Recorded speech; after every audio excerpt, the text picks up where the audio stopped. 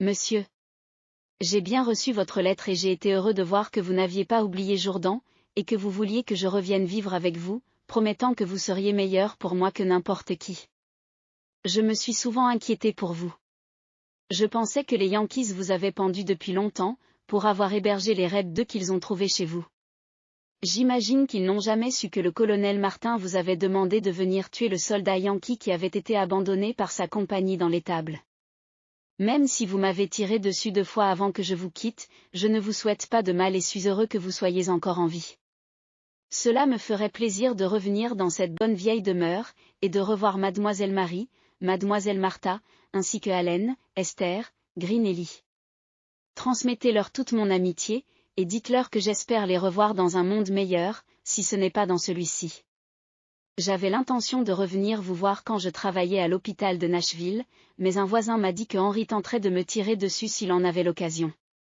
Je veux savoir précisément si la proposition que vous me faites est une bonne chose pour moi. Je m'en tire assez bien ici. Je gagne 25 $ par mois, avec la nourriture et le linge, j'ai une maison confortable pour Mandy, les gens, ici, l'appellent Madame Anderson, et les enfants, Millie, Jane et Grundy, vont à l'école et apprennent beaucoup. Le professeur dit que Grundy a des talents de prêcheur. Ils vont au catéchisme, Mandy et moi allons régulièrement à l'église. Nous sommes bien traités. Parfois, nous entendons les autres dire, ces gens de couleur étaient des esclaves, là-bas, dans le Tennessee. Ces remarques blessent les enfants, mais je leur dis que dans le Tennessee, il n'y a pas de honte à appartenir au colonel Anderson. Beaucoup de Noirs auraient été fiers, comme je l'étais, de vous appeler maître. Maintenant, si vous nous écrivez pour dire le salaire que vous me donnerez, je pourrai plus facilement décider si c'est intéressant pour moi de revenir chez vous. Du côté de ma liberté, que vous garantissez, je n'ai rien à gagner, puisque j'ai reçu mes papiers en 1864, des mains du prévôt marshal général du département de Nashville. Mandy dit qu'elle aurait peur de revenir sans la preuve que vous êtes disposé à nous traiter avec justice et gentillesse, et nous sommes arrivés à la conclusion qu'il fallait mettre à l'épreuve votre sincérité en vous demandant de nous envoyer la somme que vous nous devez pour le temps que nous avons passé à votre service. Cela nous permettrait d'oublier et de pardonner les vieilles blessures et de nous assurer de votre droiture et de votre amitié dans l'avenir. Je vous ai loyalement servi pendant 32 ans, et Mandy pendant 20 ans. À 25 $ le mois pour moi, et 2 $ la semaine pour Mandy, notre paie s'élèverait à 11 680 $. Ajoutez à cela les intérêts pour le temps où ces salaires ne nous ont pas été versés, et déduisez ce que vous avez avancé pour nos vêtements, pour 3 visites d'un médecin pour moi, et une dent arrachée pour Mandy, et vous obtiendrez ce que nous sommes en droit de recevoir. Envoyez s'il vous plaît l'argent par Adams Express, aux soins de V. Winters, à Dayton, Ohio.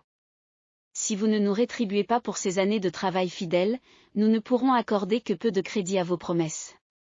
Nous sommes certains que le bon Dieu a ouvert vos yeux sur le mal que vous et vos ancêtres nous avez causé, à moi et à mes ancêtres, en nous mettant au labeur pendant des générations, sans récompense. Ici, je suis payé tous les samedis soirs, mais dans le Tennessee, il n'y avait pas plus de paie pour les nègres que pour les chevaux et les vaches. Il y aura sûrement un jour où l'on demandera des comptes à ceux qui ont spolié le travailleur de son salaire. En réponse à cette lettre, assurez-nous s'il vous plaît que mes filles Millie et Jane seront en sécurité. Elles ont grandi maintenant, et sont toutes les deux très belles. Vous savez comment ça se passait avec les pauvres Mathilda et Catherine. Je préférerais rester où je suis et mourir de faim plutôt que d'exposer mes filles à la honte de subir la violence et la méchanceté de leur jeune maître. Vous nous assurerez aussi qu'il y a près de chez vous des écoles ouvertes aux enfants de couleur.